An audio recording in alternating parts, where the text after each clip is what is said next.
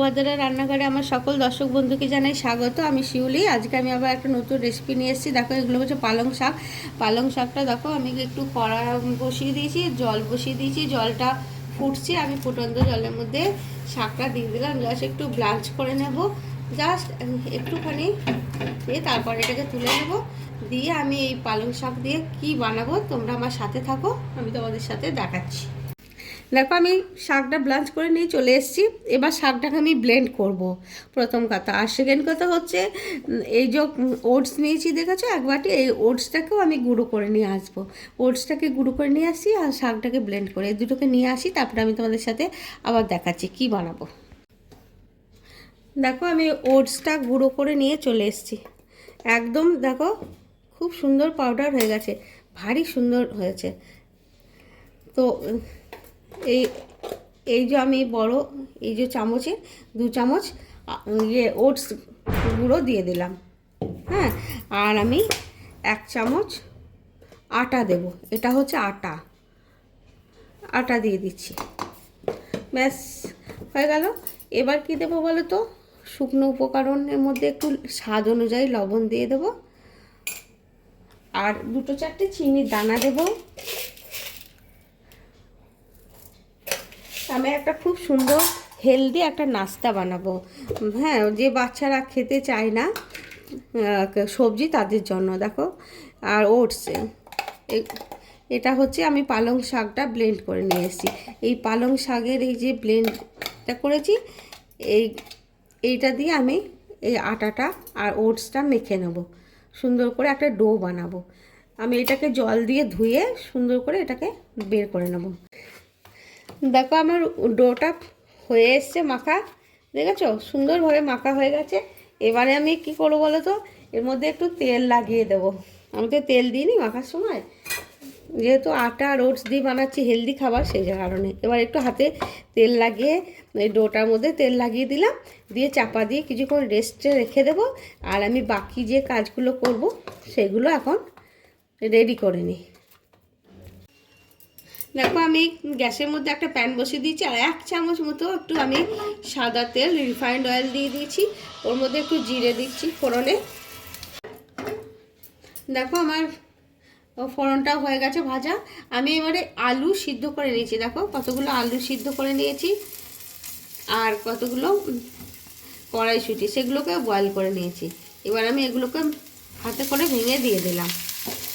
একটা আমি পুর বানাবো, সুন্দর করে একটু পুর বানিয়ে নেব।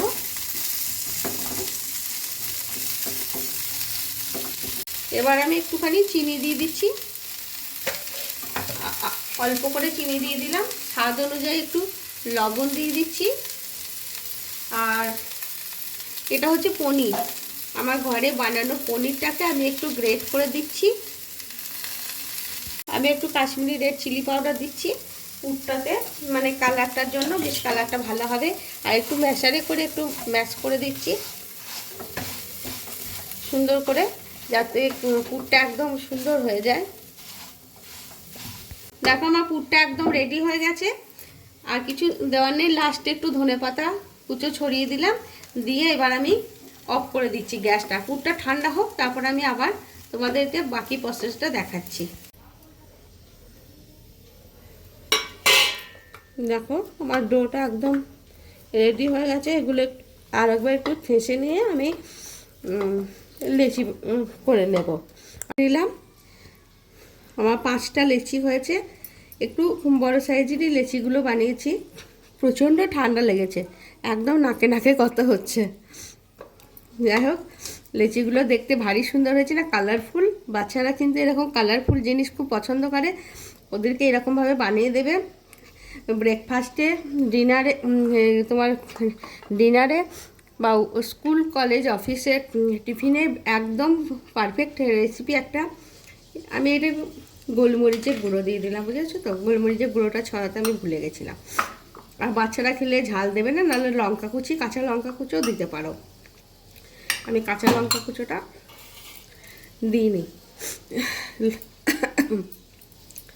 আমি এবারে এর মধ্যে পুরগুলো ভরে নেব। সেটা বাটির মতো করে বানিয়ে নিচ্ছি। হ্যাঁ, বাটির মতো বানিয়ে নিয়ে সুন্দর করে একটা বাটি করে নিলাম। এবার ওর মধ্যে আমি পুরটা দিয়ে দেব, কিছুটা পুর ভরে দেব।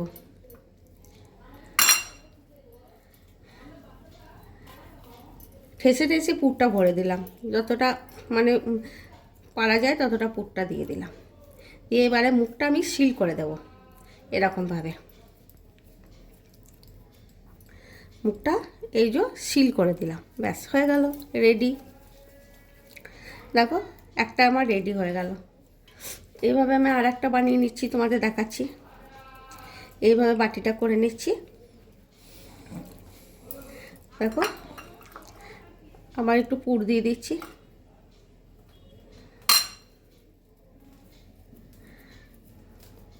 পুরটা আমি ঠেসে ঠেসে দিয়ে দিলাম, আর একটু দিয়ে দিই। মানে পুরটা কি বলো তো, বেশি বেশি করে পুরটা দিলে মুখের মধ্যে পড়বে তো, খেতে খুব ভালো লাগবে। এটা মানে শুধু শুধুই খাওয়া হয়ে যাবে।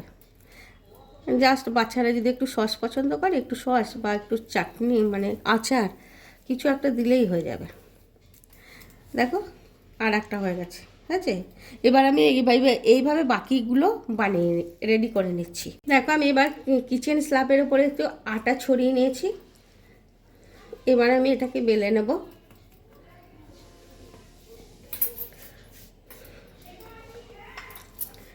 হালকা হাতে বেলবো যাতে ফেটে না বেরিয়ে যায়।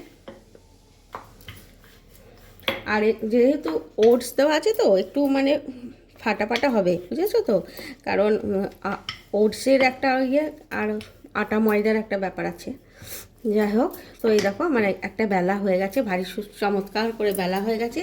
এবার আমি গ্যাসে ফ্রাই প্যান বসিয়ে দিয়েছি, প্যান দিয়ে দিলাম। এটা আমি আগে শুকনো এপিট ওপিট সেঁকে নেব, তারপরে এটার মধ্যে আমি বাটার দিয়ে ভাজবো। তোমরা চাইলে ঘি দিয়ে ভাজতে পারো, তোমরা চাইলে সাদা তেল দিয়ে মানে সাদা তেল দিয়ে ভাজতে পারো, ঠিক আছে। এবার আমি আর একটা বেলে নিচ্ছি। এইভাবে আমি বাকিগুলো সব বেলে নেব। দেখো উল্টে দিলাম। এবার আমি একটু সেঁকে নেবো এপিট ওপিট করে।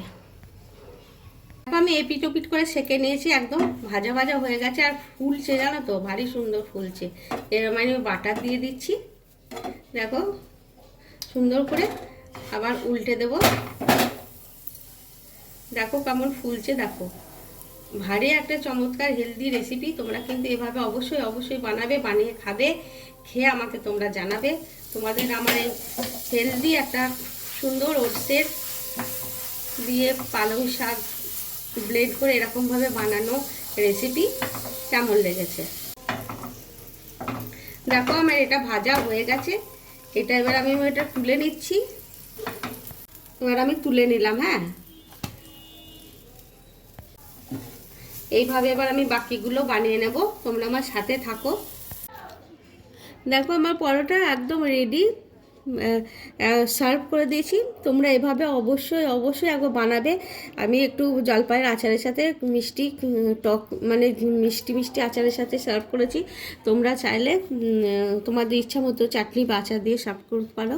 যাই হোক, তো অতি মানে কি বলবো, তোমাদের বলে বোঝাতে পারছি না, এত একটা সুন্দর রেসিপি তোমাদেরকে আমি একটু দেখাচ্ছি। দেখো মানে প্রত্যেকটা ভীষণ ভালো হয়েছে আর ফুলেছে একদম। দেখেছো কীরকম, আমি হাত দিতে পারছি না। দেখো পুরো ফাঁপা, পুরো ভিতরটা দেখো, তোমাদের দেখায় পুরো ফাঁপা হয়েছে, এত সুন্দর হয়েছে পরোটাগুলো যে তোমাদের বলে বোঝাতে পারবো না। যাই হোক, তোমরা এইভাবে বানিয়ে একবার খাবে, খেয়ে আমাকে কমেন্ট করে জানাবে তোমাদের কেমন লেগেছে। তোমাদের আর একটা আমি কেটে দেখাচ্ছি, হাত দিতে পারছি না, এত পুরে সব ঠাসা।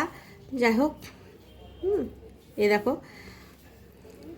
তোমরা। তাহলে আজকের মতো টাটা।